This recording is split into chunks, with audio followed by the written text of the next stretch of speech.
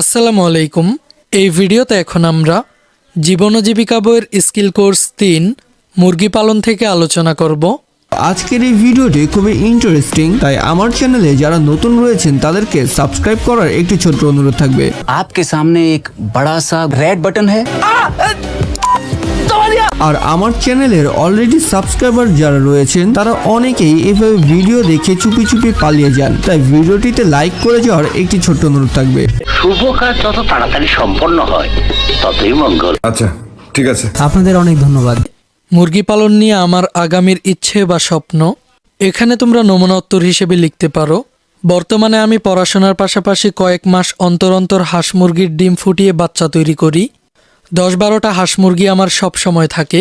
পরিবারের ডিম ও মুরগির চাহিদা মেটানোর পাশাপাশি পাড়া প্রতিবেশীর কাছে ডিম ও মুরগি বিক্রি করি। আমার আগামী দিনের স্বপ্ন হলো বড় হয়ে আমি বাণিজ্যিক ভিত্তিতে হাঁস মুরগির খামার তৈরি করব এবং বড় বড় সুপার শপে সেই হাঁস মুরগি সরবরাহ করব।